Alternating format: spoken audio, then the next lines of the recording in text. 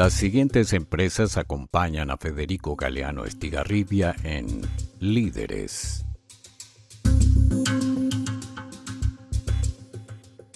Banco GNB. Lo mejor empieza con un clic.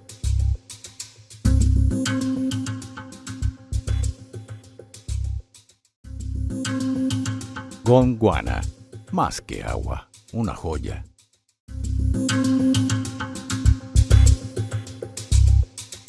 Educa. Innovación educativa. Innovando en la educación.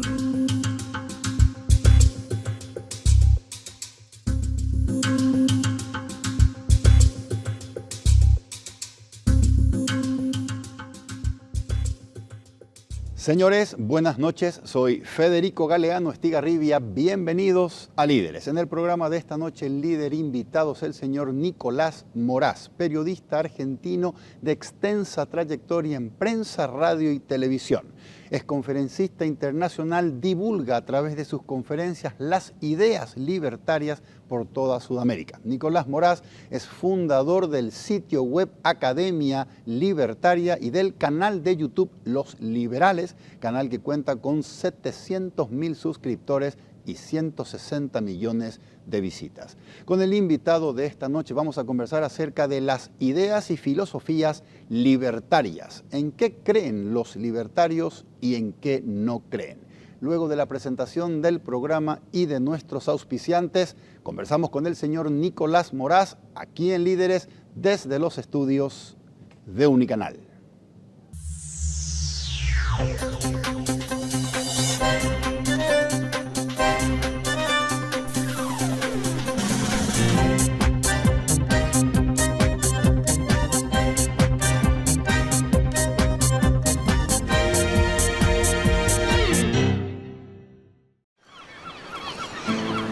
Tu próxima aventura empieza con un solo pago. Banco GNB te lleva desde tu app hasta Colombia. Paga tus servicios desde la app o la web con tus tarjetas de crédito o prepaga Mastercard. Podés ser el ganador de viajes todo pago a San Andrés, Colombia. Descarga la app, suma oportunidades y empezá a soñar con tu próximo viaje. Viaja desde tu app hasta Colombia con Banco GNB. Como siempre te decimos, aquí en Líderes tomamos el agua más pura del mundo, Gondwana. ¿Sabías que el agua mineral Gondwana llega desde un acuífero donde el agua se mantuvo inalterable desde hace más de 400 millones de años? Por eso Gondwana es el agua más pura del mundo, premiada y reconocida por su sabor superior y su pureza inalterable por chefs y sommeliers europeos. Gondwana, más que agua, una joya. Regresamos y ya arrancamos la entrevista con el señor Nicolás Moraz. Ya estamos en compañía del señor Nicolás Moraz. Nicolás, buenas noches. Gracias por aceptar la invitación y acompañarme en esta mesa. Don Federico, muchas gracias a usted. Es un honor. Como le decía detrás de cámaras, usted tiene el mejor programa de entrevistas de esta gran nación, así que para mí es un placer. Gracias por el elogio. Gracias, Nicolás. Nicolás, contanos, ¿quién sos? Has vivido en Paraguay y muy frecuentemente nos visitas. Contanos un poco por qué. Bueno, ante todo, yo no tengo ningún problema en decirlo, por más que a veces se enojen mis compatriotas. Paraguay es con diferencia el país que más amo en el mundo. Y es un amor que nace de la observación racional. No es una pasión de tipo tribal, como los antiguos patriotismos de exclusión. No, no, no. Es un amor racional que se deriva de varias cuestiones. Una, por supuesto, tiene un componente subjetivo. Paraguay me ha dado las mayores alegrías de mi vida, tanto viviendo aquí como no viviendo aquí, por distintas razones. Pero por otra parte, Paraguay es un bastión de la libertad. Paraguay es, sin duda, y yo he lanzado un video en mi canal argumentándolo con datos duros, el mejor país del mundo para quienes amamos la libertad hoy. Y eso no es mérito de su clase política, eso es mérito de su sociedad. Una sociedad que cultiva y conserva valores prioritarios desde mi punto de vista y que se han abandonado progresivamente en otros sitios. Por tanto, mientras Paraguay siga siendo este bastión de libertad, yo quiero pasar no solo cada vez más tiempo aquí, sino incluso vivir el resto de mi vida aquí. Tengo un proyecto modesto de inversión en ciernes que me trae también permanentemente por aquí y bueno, amo este país. Contame una cosa, Nicolás. Qué interesante lo del amor a partir de una observación racional, la pasión por el Paraguay y tu convencimiento acerca de que Paraguay es un bastión de la libertad. 1789, finales del siglo XVIII, Revolución Francesa y 3 principios universales que surgen a partir de esa revolución. Libertad, igualdad y fraternidad. Destacás a Paraguay como un bastión de este primer principio que surge de la Revolución Francesa, la libertad. ¿No te preocupa que nos olvidamos del segundo principio, más allá de que el himno paraguayo termina con unión e igualdad? No somos un país muy preocupado en combatir la desigualdad.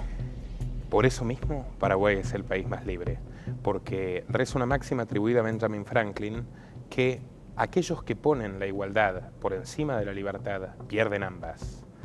Y por otra parte, fíjese, don Federico, cómo sociedades bastante más igualitarias que las paraguayas se asoman a un colapso en varios niveles.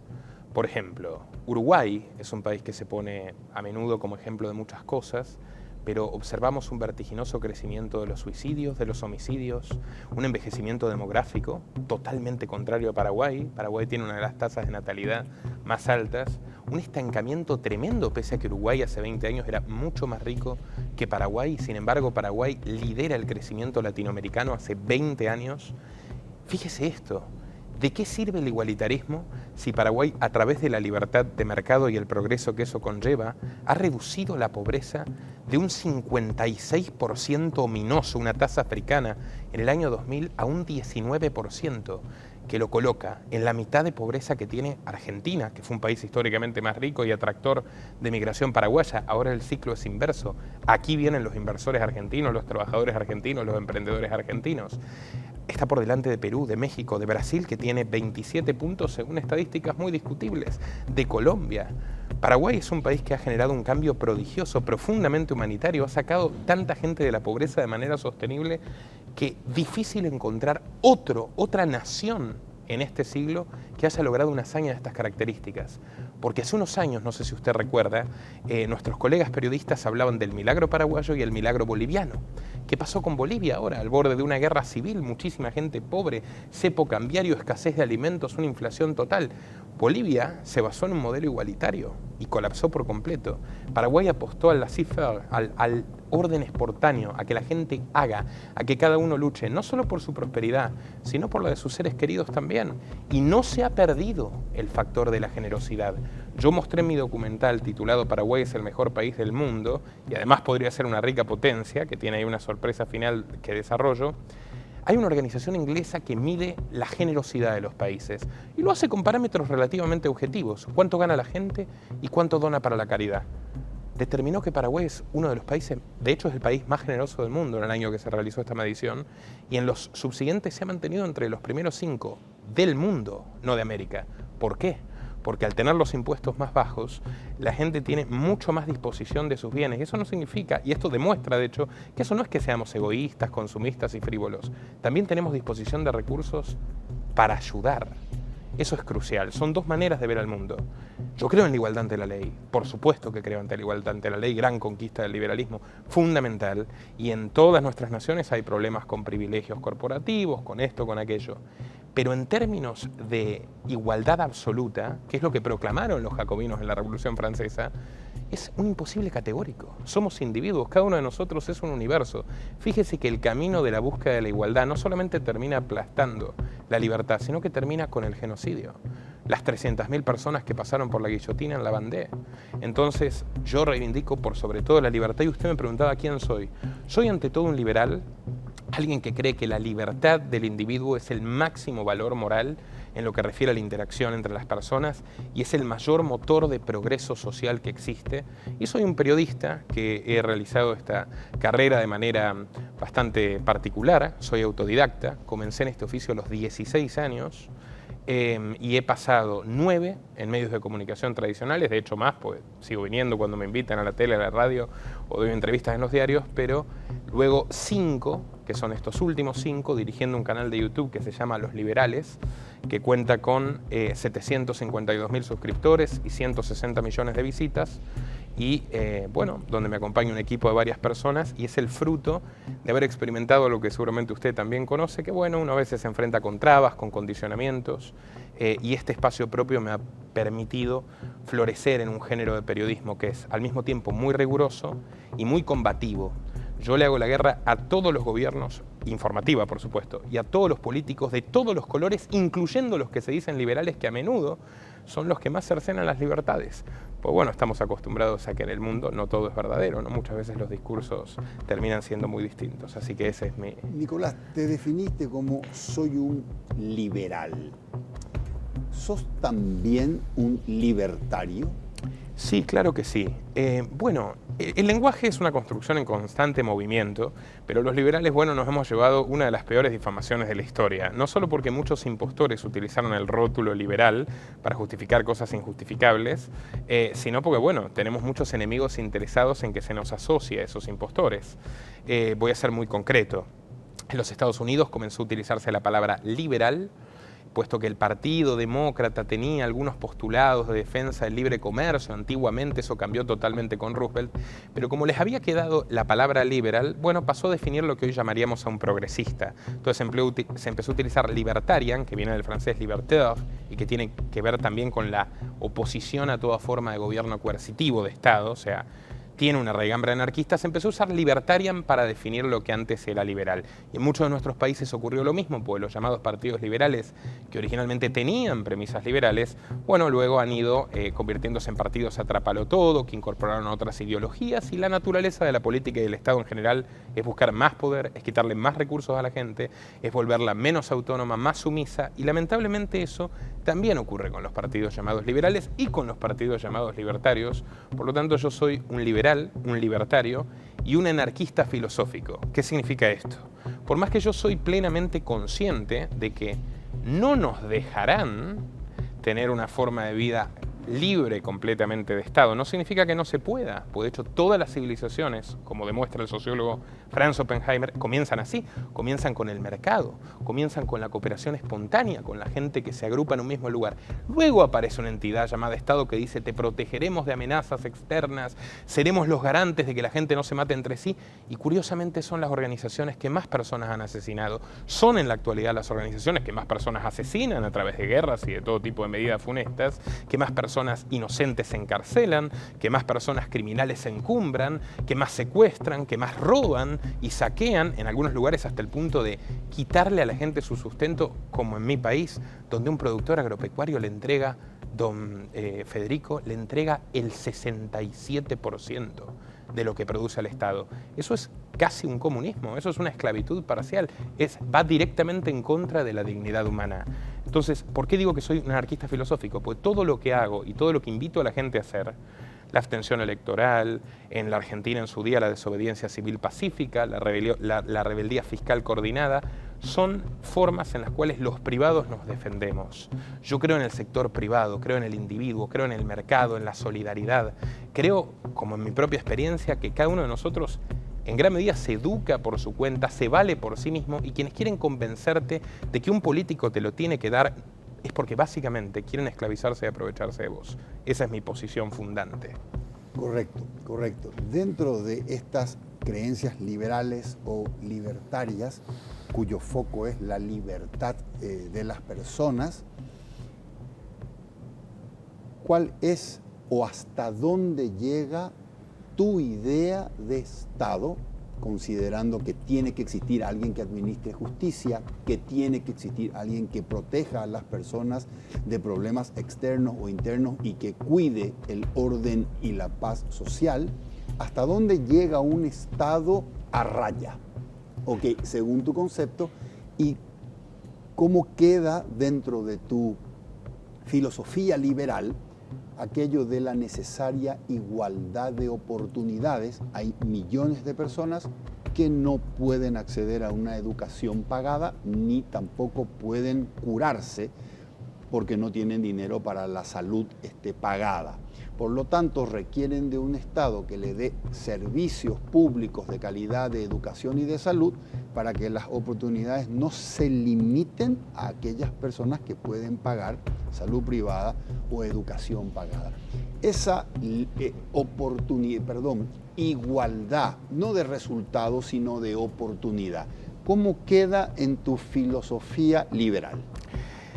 Voy por partes, es interesantísima las cuestiones que me plantea, voy a tratar de ser breve. En primer lugar, don Federico, yo propugno la desaparición de los estados, aunque sea una lucha paulatina que lleve mucho, que quizás nunca concluya. No le otorgo al Estado absolutamente ningún espacio de legitimidad porque creo que, como dijo el gran Lysander Spooner, jurista estadounidense, luchador contra la esclavitud, la única garantía de libertad política es mantener el dinero en nuestros propios bolsillos.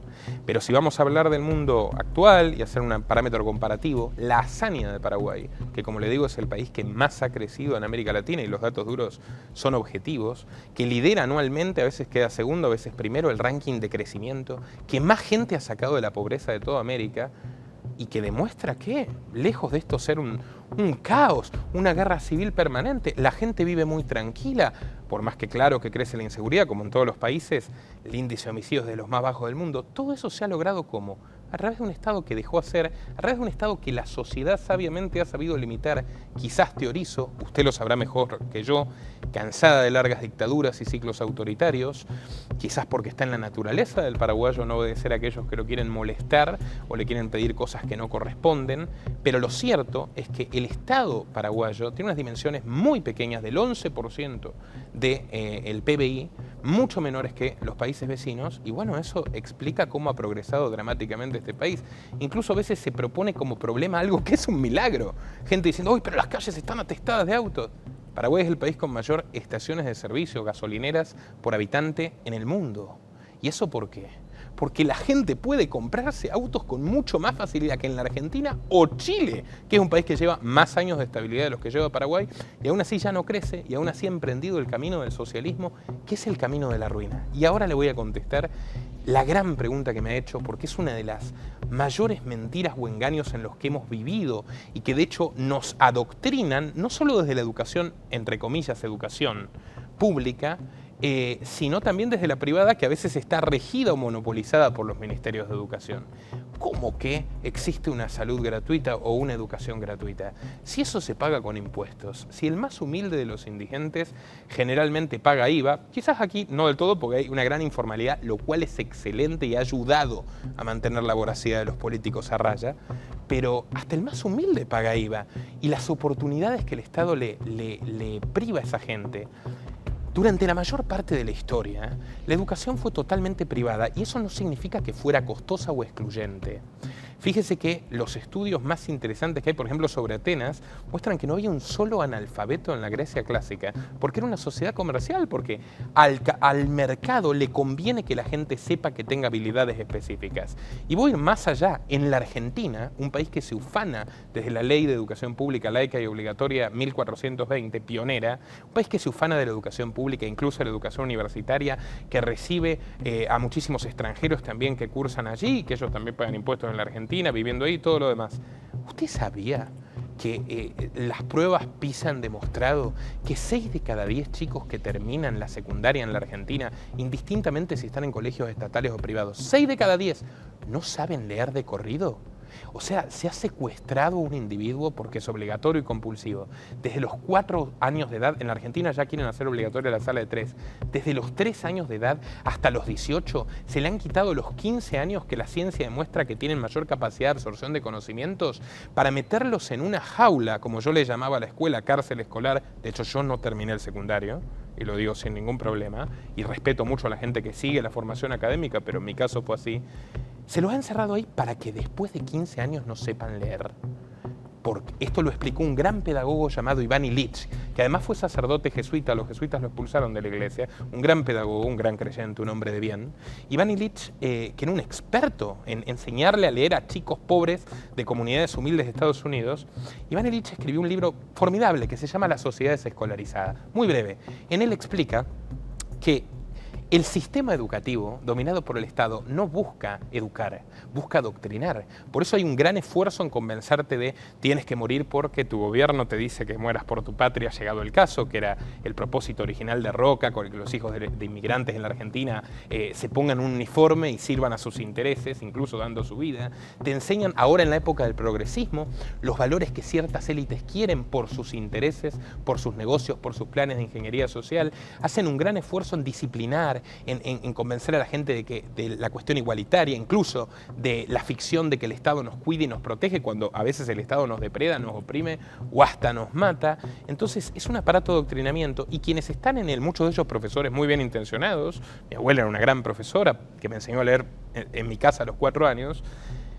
Muchos de ellos ni siquiera pueden dar todo de sí, porque están limitados, restringidos, regulados. Esto de que la gente esté hasta los 18 años en la escuela es una infantilización que surgió hace poco. Antes de eso, el mundo le fue excelentemente bien. Antes de las guerras mundiales, antes de los totalitarismos, se protagonizó el mayor progreso de la historia de la humanidad, con personas como Herbert Spencer, que entró de ayudante en un ferrocarril, que demostrando su pericia y aprendiendo el oficio haciéndolo, como lo aprendemos la mayoría de los periodistas, por ejemplo, llegó a ser ingeniero ferrocarrilero, y de ahí, escribiendo y cultivándose periodista, de periodista pasó a ser uno de los filósofos más leídos de la historia. Y no son casos excepcionales. Es la época donde se pasó de la vela a la energía eléctrica. Entonces, a partir del siglo XX nos van convenciendo, nos van adoctrinando de que necesitamos al Estado mucho más de lo que realmente lo necesitamos. En la era de ChatGPT, en la era donde tenemos la biblioteca de Alejandría y la mayor cantidad de acceso a información de lo que queramos aquí. Y lo digo yo, que en la práctica he dirigido una academia, fíjese, financiada por privados, a costo cero. La Academia Libertaria. Formamos a 2.000 alumnos en filosofía política, derecho, economía, ética, con grandes figuras de prestigio, muchos de ellos profesionales académicos, otros de ellos comunicadores de YouTube. No les cobramos nada, porque hubo un mecenas privado que apostó por ello. Al final, el camino de la educación de cada uno de nosotros, si pensamos quién nos enseñó nuestros valores, quién nos enseñó las cosas más útiles que vivimos, no vamos a ir a la escuela. Vamos a hablar de la familia, vamos a hablar de los amigos, vamos a hablar de los trabajos, de la propia experiencia del derrotero individual. Y la salud es un tema más sensible. Yo le quiero recomendar a todos los que nos miran, pero les voy a contar de todas formas de qué se trata muy someramente. Hay una conferencia del profesor Miguel Ancho Bastos, gran libertario español, politólogo, que se llama ¿Quién debe atender los problemas sociales? Trata magistralmente todos estos temas. Lo primero, ¿cuál es el problema humanitario número 1 de los pobres? La comida. El cuerpo humano es una creación realmente formidable. Muchas personas, claro, que se enferman y necesitan una atención, y de eso depende su vida, pero mayoritariamente llegamos bastante bien a los 60, 70 años, y cada vez más, porque hemos vencido a la miseria. Lo fundamental es comer, tener ropa, tener comida. El capitalismo ha solucionado como ningún otro sistema en la historia eso, y este país es la prueba objetiva. Ahora vamos con la cuestión sanitaria. ¿Por qué es tan cara la salud privada? Porque está ultra regulada. Hay un ejemplo muy concreto, la India. La India es un país que, como sabemos, tenía una inmensa cantidad de pobres, la sigue teniendo. Pero claro, ¿cómo llegó a ser el país más poblado del mundo? ¿Cómo resulta que esa gente no se muere de enfermedades con un clima tropical que no ayuda en nada, aguas estancadas, etcétera? Bueno, porque renunciaron en determinado punto a la obsesión de que el Estado lo regule todo. El caso que repasa Ancho Bastos, y los invito a buscar, los hospitales Shetty, los mismos médicos, no es que un curandero de una selva, los mismos médicos mejor organizados en la red empresarial del doctor Shetty, desligados de las obligaciones burocráticas, centrados en atender a la gente y trabajando más de lo que la ley india permitía en su día, lograron abaratar el precio de la salud hasta 10 veces. O sea, y esa es la realidad. Y uno mira la salud pública y puede decir, qué grande la salud pública de Europa, qué maravilla. Esto es muy sencillo. En el año 2020, la orden del Ministerio de Salud de Italia fue: quítenle los respiradores a los ancianos y désenlos a los jóvenes.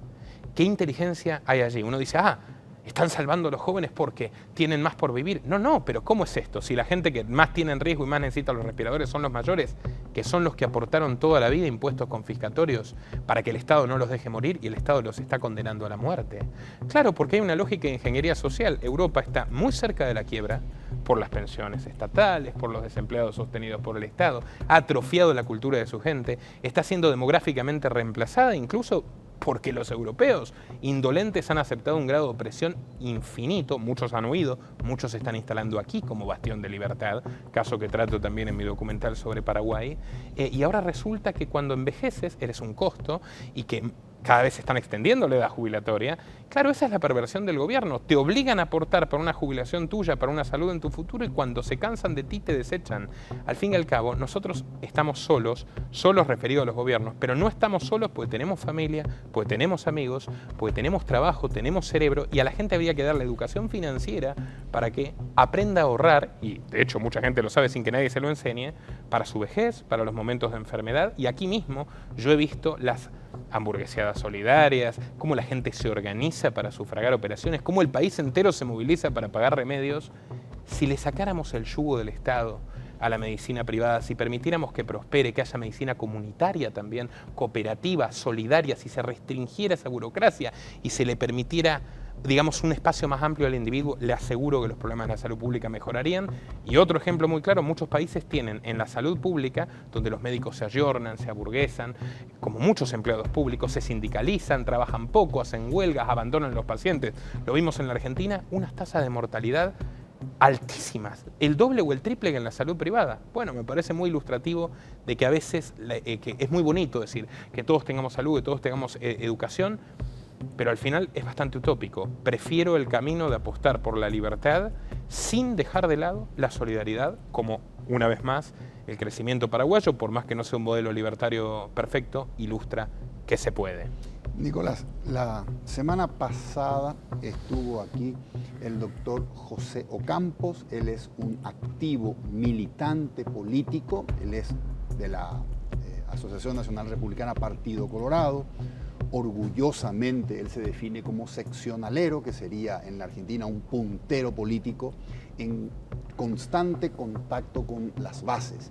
Y él me decía, estamos muy orgullosos porque este gobierno en menos de 2 años está trabajando en la construcción de 6 nuevos hospitales regionales para evitar que cuando se enferma el hijo de doña Rosa, que está en el interior del Paraguay, en Colonia Independencia o en Catueté, o tengan que venir para la capital o tengan que buscar la salud en el Hospital Garrahan en la Argentina. Estamos orgullosos de que esa inversión de un Estado presente evite que el hijo de doña Rosa tenga que ir a buscar su salud y su cura a la Argentina. Una semana antes estuvo sentado también acá el actual ministro de Economía, el doctor Carlos Fernández Valdovinos, y él me decía, estamos invirtiendo más de 300 millones de dólares en la educación, pero empezamos antes de los programas y los currículum, empezamos dándole el alimento a los chicos para que los chicos estén en condiciones de atender concentrados porque no tienen hambre. Entonces estamos empezando allí. Resultado, aumentó el número de chicos que va a la escuela, disminuyó el ausentismo en las escuelas, los chicos quieren comer, hoy los chicos van al colegio y las profesoras encuentran un panorama diferente. Nuevamente surgen las palabras Estado presente. ¿Qué le dice un libertario al doctor Ocampos o al ministro Fernández respecto a esa participación activa del Estado en la vida de los más vulnerables? En primer lugar, ellos saben bien que si Paraguay puede pagar esto ahora es por todos los años en que el Estado no se ocupó de extraerle recursos a la gente para este tipo de inversiones y permitió que la gente prospere y genere el capital suficiente para que, pese a los pocos impuestos comparativos que cobra Paraguay de otros países, pueda pagar esto. Número 1. Número 2. Hay que ver, por supuesto, la eficiencia, y sabemos perfectamente que la eficiencia de ese gasto no solamente no es perfecta, va a ser lo más imperfecta posible. Si eso se lo dieran en la mano a los privados y le dicen, mira, dame el 10% de lo que producís, pero invertilo en esta variedad de opciones para caridad, para mejorar la educación, para apoyar, para mejorar la salud, y quienes lo gestionen van a ser privados. Por ejemplo, se llama sistema de vouchers, aunque yo no soy un partidario acérrimo de ello, a que va a haber más chicos en la escuela, Okay. a que va a haber más chicos que coman, a que va a haber una solución más rápida de los problemas de salud. Sin duda. A ver, tampoco es que yo esté enfervorizado en decir cierran las escuelas, cierran los hospitales públicos. No estoy en esa coordenada. Pero hay un chantaje que comienza diciéndote, mira, cómo ayudamos a los pobres. Y si la gente se deja llevar por ahí, el flautista de Hamelin, la melodía de los políticos resuelven tu vida, ese camino termina o en la eclosión argentina o peor en la eclosión venezolana. Y es invariable, don Federico, es absolutamente invariable que eso ocurrirá. Le digo más, yo empecé a trabajar a los 16 años y no forzado por la miseria, sino porque era un adolescente rebelde que se fue de casa y quería ganarse la vida por sí mismo y dijo, ¿qué sé hacer? Leer, escribir y hablar. Bueno, voy a ser periodista y la vida me acompañó. Pero nuestros abuelos, nuestros bisabuelos, en los más diversos ámbitos, ¿cómo puede ser, insisto, que se retenga a la gente hasta los 18 años entre cuatro paredes cuando los chicos mismos ya se educan con esto y buscan temas, se interesan, se obsesionan? Si tuvieran una guía más amable y menos disciplinaria de por dónde tienen que ir y no estuvieran estudiando matemáticas quienes ya saben que van a ser abogados y no estuvieran estudiando, cosas que realmente no les sirven en su vida y que se las olvidan al día siguiente, ¿cuánto más prosperaría Paraguay? Muchísimo más. Y cualquier país. O sea, la libertad siempre es el mejor motor y como dice el gran Frédéric Bastiat, gran economista liberal francés, lo que se ve y lo que no se ve. Nosotros vemos que dicen, bueno, tenemos estos recursos, los invertimos en educación, hay más chicos que van al colegio. La parte que no vemos es, ¿a quién se los sacaron? De repente también le sacaron esos recursos a gente pobre que no llegaba a fin de mes y que por ese impuesto que tuvo que pagar o esa despensa que fue cerrada por el fisco porque no tributaba, ahora hay gente que está en la calle, que está pasando hambre, que está peor. Entonces, ¿qué solidaridad es esa? Bastiat decía, ¿la solidaridad es espontánea y voluntaria o no es solidaridad? Es muy fácil, ser solidario con el dinero ajeno. Y los daños son los que los políticos siempre ocultan abajo de la alfombra. Correcto. Ahora, Nicolás, esa esclavitud mental que mencionás, esa idolatría de la gente hacia los políticos y hacia el Estado, que son los que tienen las soluciones y son los que piensan por nosotros, ¿no es más probable que ocurra cuando hay ignorancia y menos probable que ocurra cuando educamos a la gente para que tengan criterio propio? El Estado jamás educa a la gente para que tenga criterio propio. El Estado enseña a la gente que obedezca, enseña que una ley injusta incluso debe ser desobedecida, aunque el sentido moral de la persona diga esto no es así. El experimento de Milman, por ejemplo. ¿Cómo fue que tantos alemanes consintieron mandar al diferente a los campos de exterminio de la manera más cruel e impiedosa? Quien antes era su vecino, con quien no tenía conflictos. Pues le dijeron que la ley es sagrada. ¿Y sabe qué? La ley no es sagrada. La ley injusta es un crimen. La ley natural es sagrada, el derecho a la vida es sagrado, el derecho a la libertad es sagrado, el derecho a la propiedad es sagrado. Las leyes que hacen los hombres no son ni sagrados ni perfectos. ¿Y de dónde salen los derechos naturales que se repiten en todas las civilizaciones? Va a encontrar quienes los defendieron y quienes los atacaron. En todos. La antigua China, Lao Tse lo defendía, Confucio lo atacaba. Grecia clásica, Atenas más bien los defendía, Esparta los atacaba y está muy claro el contraste que eso ha generado. Los derechos naturales derivan de nuestra propia existencia. El católico, el creyente dirá de la creación, los más escépticos diremos de la evolución, pero es un hecho autoevidente que nosotros sufrimos las consecuencias de nuestros actos en nuestro cuerpo o nos beneficiamos de las decisiones acertadas, por tanto somos dueños de nuestra vida. Es un hecho evidente, históricamente comprobado, que desde que existe civilización existe propiedad. La civilización nace cuando el hombre descubre la agricultura y ya deja de andar persiguiendo animales y matando al otro porque quiere sacarle a la mujer, entonces coopera, dice, aquí hay unos granos de excedente. ¿Qué tal si tú pescas, yo te doy los granos, tú me das el pescado y nos enriquecemos mutuamente? El liberalismo no plantea un solipsismo, que la gente es una isla. Al contrario, el liberalismo celebra el milagro de la sociedad y de la comunidad y de la cooperación pacífica. El Estado, en cambio, ¿qué es? La obligación a través de la fuerza para que hagas una serie de cosas. Por fortuna, si Paraguay llegó a donde llegó, y para mí queda mucho más camino de progreso y desarrollo por delante y un futuro brillante que no veo en ningún otro país, se lo juro, en ningún otro país, y pueden ver el archivo de mi trabajo, en ningún otro país, pues la gente, un porcentaje importante, cree en los políticos, idolatra a los políticos, pero una mayoría social no. Una mayoría social, que de hecho, ¿cuánta gente va a votar? a veces ni siquiera la mayoría del país, o un enorme porcentaje ni va a votar. Dicen, no, a mí solamente déjenme en paz, yo me ocupo de mí mismo. Eso es la base indiscutible, inapelable, del inmenso progreso, el inmenso desarrollo que ha experimentado este gran país. Y si los millones de dólares que se esfumaron para la Municipalidad de Asunción y las obras, si esos millones se quedaban en los bolsillos de los contribuyentes y se dejaban de tonteras, de regulaciones, de no puedes tirar este local en el centro histórico, no puedes hacer esto y tal, el centro histórico no sería una ciudad zombie fantasma que contrasta tanto con el resto de Asunción, que florece y progresa y crecen edificios por todas partes, y uno se va y vuelve en 6 meses y ve nuevos locales y las veredas más lindas porque los privados las arreglan. Bueno, pero uno ve el centro histórico y está desaparecido, solamente queda la burocracia y están los zombies porque el Estado dice que te va a defender pero no te defiende y no te deja defenderte del todo, por más que en Paraguay hay leyes de armas un poco más laxas que en otros países, aunque Brasil no quiera. No sé si sabe toda la pataleta que ha hecho Lula, que me parece deplorable, realmente un insulto imperialista contra esta gran nación, andar querer prohibirle las armas a los ciudadanos. ¿Para qué, digo yo, no? ¿Para qué? ¿Para qué quieren a la gente desarmada? Hice un documental hace poco. Así también empieza el camino al totalitarismo. Pero bueno, no te cuidan de los vagos de la calle, no te dejan hacer lo que querés con tu propiedad, entonces la gente abandona. Abandona, están las calles sucias, rotas. ¿Y dónde están los millones de dólares que se le dio a la municipalidad? En un agujero fantasma. Le hubieran dejado a la gente, ¿sabes qué? No pagues más impuestos y hermosea al frente. Y hacé lo que quieras. Y si querés construir un edificio, construílo. Porque ¿de qué me sirve tener un museo al que nadie va?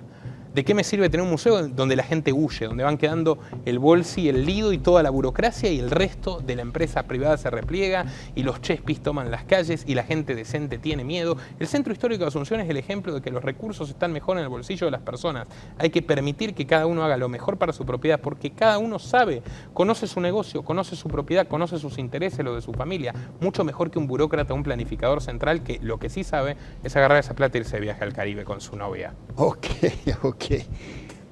Nicolás, críticos del liberalismo o del libertarismo dicen, no funciona.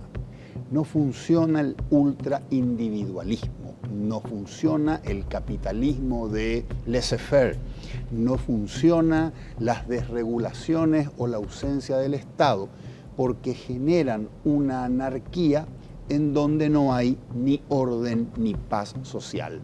¿Falso o verdadero?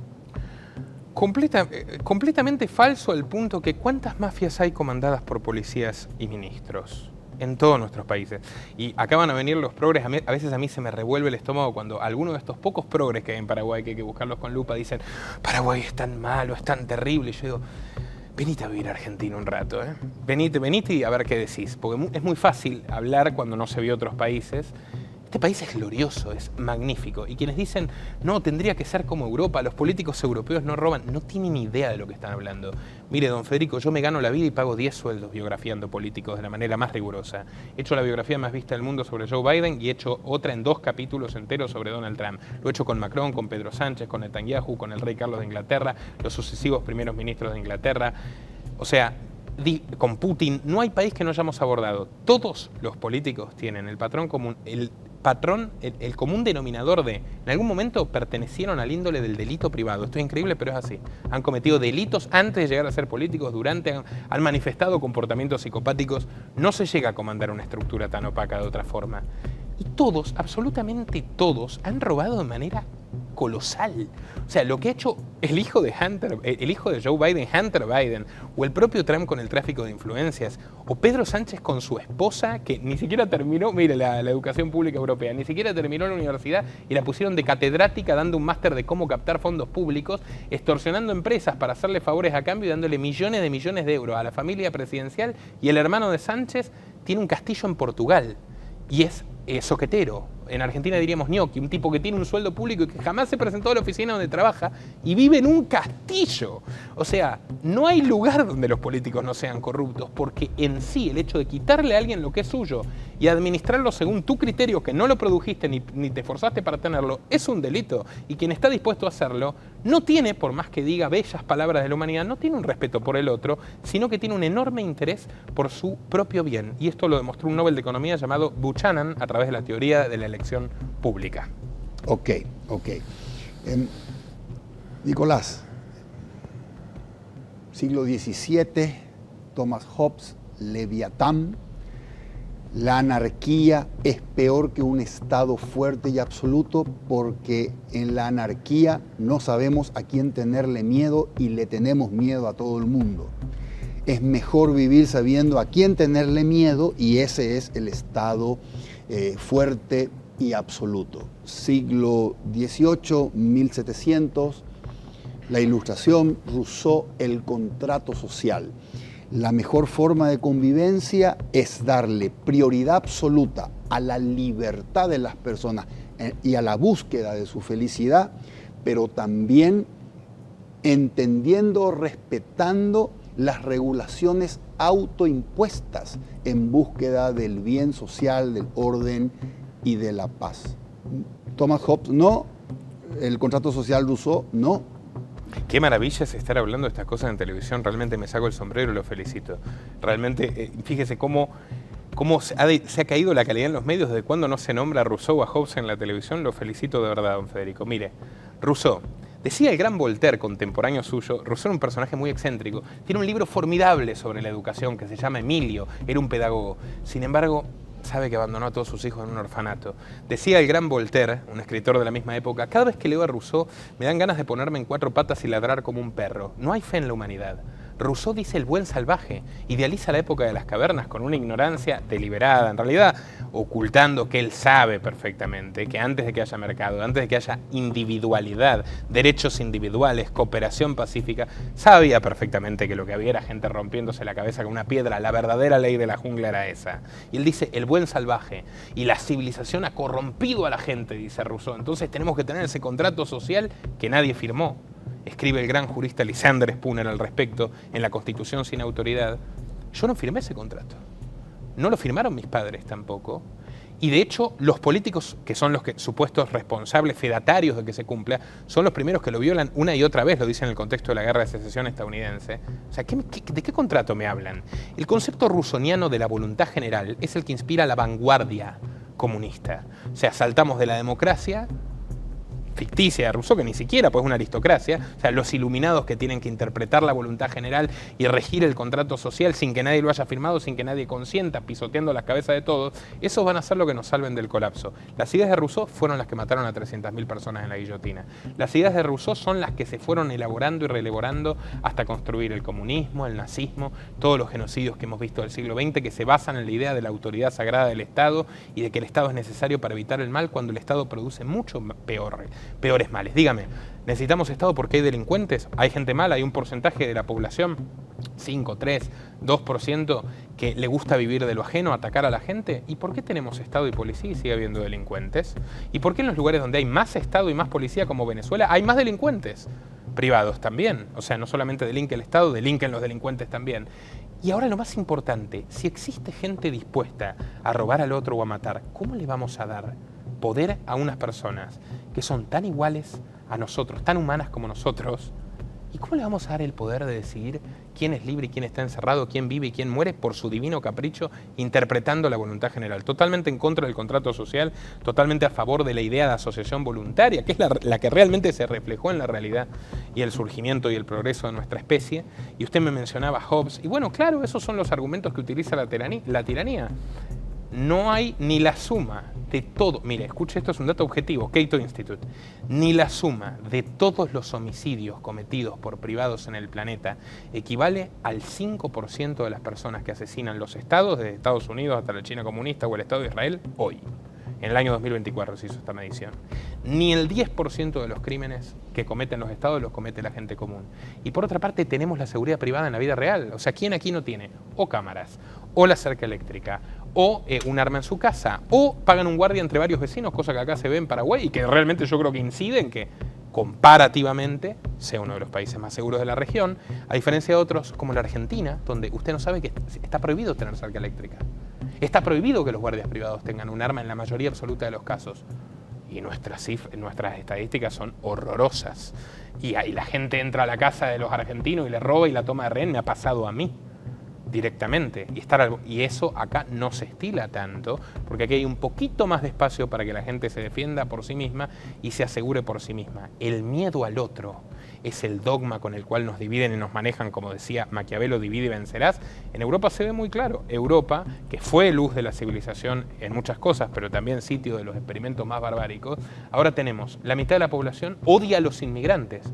Inmigrantes que en su mayoría van a trabajar en cosas que los europeos ya no quieren trabajar porque prefieren cobrar el paro en España, estar 2 años viviendo del Estado. Y los odian los inmigrantes y dicen, es su culpa, ellos nos están arruinando como sociedad. Y son los políticos los que están arruinando a la sociedad. Y los progres, la mitad progre dice, no, esto es culpa de los fascistas reaccionarios, homófobos, los varones heterosexuales que son potenciales violadores, todas esas locuras que por suerte no han contaminado a la idiosincrasia paraguaya, pero que han arruinado a la de nuestros países, han generado una guerra de los sexos. Eso genera que los hombres le tengan miedo a las mujeres, que se mete inocentes presos como Dani Alves y después cuando la justicia los libera porque no había pruebas, este futbolista en España, sale una ministra a decir, ay, no habría que liberarlo. ¿Cómo? O sea, es inocente y no solamente no pedís perdón por haberlo encerrado, sino que decís que no habría que liberarlo. ¿Pero qué son? ¿La monarquía absoluta? Bueno, y entonces, claro, te van convenciendo de que el enemigo es el otro, el enemigo es el distinto, el enemigo es el que tiene una fe distinta a la tuya, o falta de fe, el enemigo es el que tiene un color de piel distinto. El enemigo es el político, siempre es el enemigo de todos. Y hay un refrán africano, y lo dejo aquí, que dice un proverbio antiguo que dice, las ovejas pasan toda su vida temiéndole al lobo, pero al final son devoradas por el pastor. Nicolás, Javier Milei, presidente de la Argentina, que se autodefine como libertario, ha dicho incontable cantidad de veces que todos los bancos centrales son intrínsecamente corruptos y por lo tanto no debería existir ninguna moneda emitida por un Estado, que las monedas deberían fluctuar libremente, sin regulación del Estado, por el juego de los mercados, oferta y demanda. Febrero pasado, 2025, criptomoneda Libra, y surge un gran escándalo.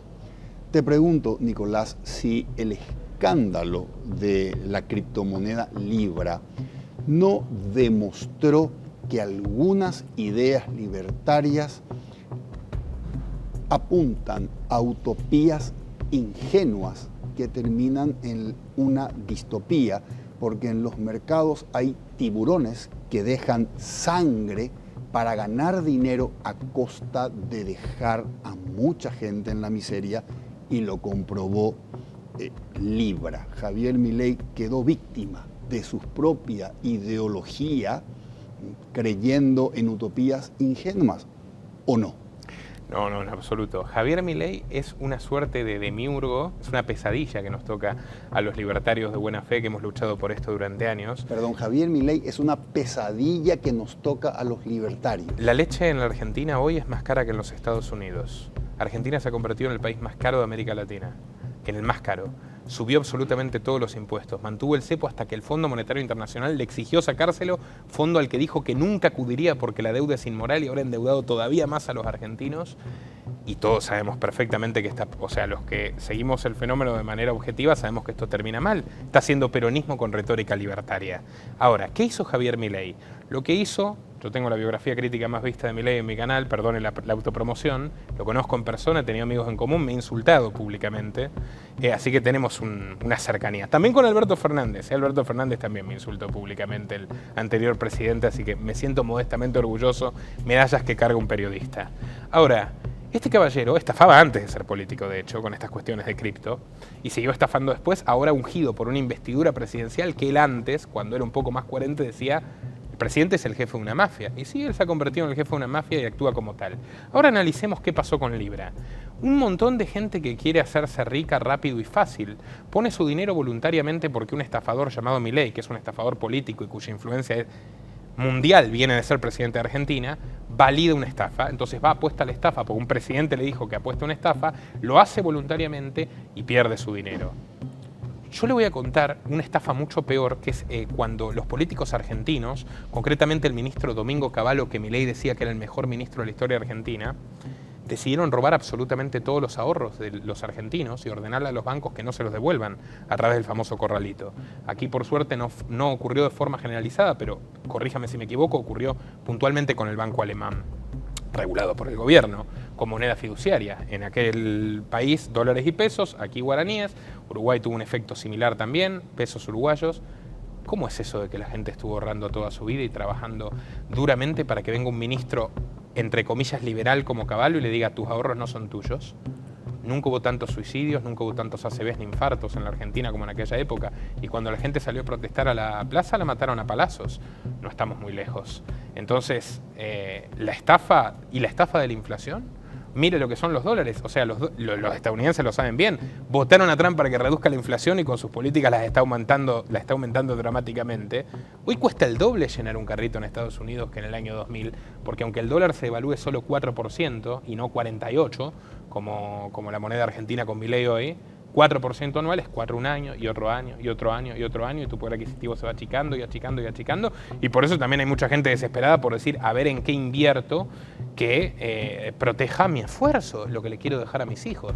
Algunos van por las criptomonedas, hay criptomonedas mucho más sólidas como Bitcoin, que no son estafas de este tipo, está el oro, no nos olvidemos, dinero ancestral de la humanidad, y bueno, algunos aventureros asumieron riesgos altos, terminaron perjudicados por información falsa que un oportunista político, un mafioso político, un vulgar estafador, lanzó desde su cuenta de Twitter aprovechándose de la investidura de ser presidente de Argentina. Bien. Nicolás, ¿para qué sirve el dinero? El dinero sirve para conquistar libertad, autonomía y seguridad. Y luego de eso ya, para que cada uno sea arquitecto de su propio destino. Es un valor muy importante, pero no hay que deificarlo tampoco, porque siempre creo que la dignidad y la conciencia debe ser el último juez de nuestras acciones. ¿Qué es ser una persona exitosa? No sabría qué decirle. Yo creo que ser una persona exitosa es ser una persona feliz que en el ámbito que uno haya elegido desarrollar es útil para sus propios fines y es útil para el prójimo. ¿Crees en Dios? Mire, yo soy agnóstico, pero cada vez tengo más inclinaciones deístas. O sea, cada vez tengo más sospecha de que sí que existe un ser superior. ¿Cuál fue el mejor consejo que te dieron en la vida? El mejor consejo que me dieron en mi vida fue: sé leal a vos mismo. Me lo dijo mi gran amigo Ricardo Iorio, que en paz descanse, gran músico argentino, un corazón dorado. El consejo fue: sé leal a vos. Sé leal a vos mismo siempre. Como dice una canción suya, sé vos. ¿Cuándo fue la última vez que lloraste? La última vez que lloré fue con la desaparición de un amigo que dejó una carta y se fue, pero ya lo encontramos y está bien, no fue hace mucho, unas semanas. Pensé muchas cosas, me puse nostálgico, hace tiempo que no veía buenos amigos, me acordé de los que ya no están y lloré. Si pudieses resucitar a una persona, a cualquier persona de cualquier tiempo, para compartir con esa persona una cena y una conversación, ¿a quién resucitarías? Pero respóndeme esto luego de la pausa, el director me está pidiendo una pausa. Claro que sí. Vamos a hacer una pausa, pero antes quiero consultarte si te imaginas o si te pensás en San Andrés, Colombia, porque el Banco GNB puede hacer realidad ese sueño. Solo tenés que pagar tus servicios desde la banca móvil con tu tarjeta de crédito o tu tarjeta prepaga Banco GNB Mastercard y ya estás participando por 2 viajes all inclusive a San Andrés, Colombia. Ingresa a www.bancognb.com.py y conoce los detalles. Hacemos una pausa de 2 minutos y regresamos para cerrar el programa con el señor Nicolás Moraz.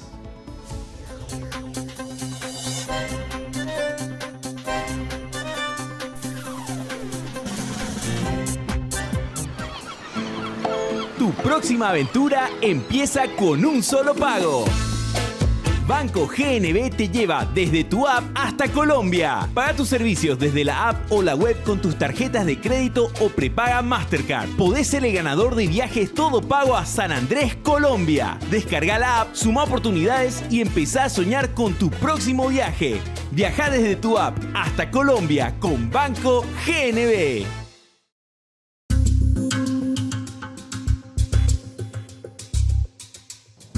Estamos de regreso con el señor Nicolás Moraz. Nicolás, ¿a quién resucitarías? Resucitaría a mi padre, y no precisamente para que esté orgulloso de mí, porque siempre lo estuvo, pese a que algunas circunstancias de la vida nos distanciaron, él siempre me amó muchísimo. El distanciamiento fue unilateral, fue un gran padre y me decía siempre que me iba a dormir hasta el hartazgo, una cursilería que me agobiaba cuando era chico. Ya que Dios te bendiga, te cuide y te proteja siempre, me hacía la señal de la cruz y me decía, vos tenés una inteligencia superior a lo normal, hagas lo que hagas, vas a triunfar, siempre te voy a apoyar, pero acordate de usar tu inteligencia para hacer el bien. Me encantaría resucitar a mi padre, que tuvo la grandeza antes de morir y sin saber que iba a morir, de pedirme perdón por algunos errores, para pedirle perdón yo por los míos, agradecerle todo lo bueno que fue y jugar una última partida de ajedrez en el tablero de caoba inglesa, donde su abuelo le enseñó a jugar y él me enseñó a jugar a mí. ¿Cómo se llamaba tu viejo? Ricardo. Ricardo. Fue muy bueno compartir contigo esta conversación. Nuevamente muchas gracias y espero que podamos repetirla pronto. A usted, muy agradecido, don Federico. Gracias, gracias Nicolás, muchas gracias. Soy Federico Galeano Estigarribia, esto fue Líderes. Buenas noches.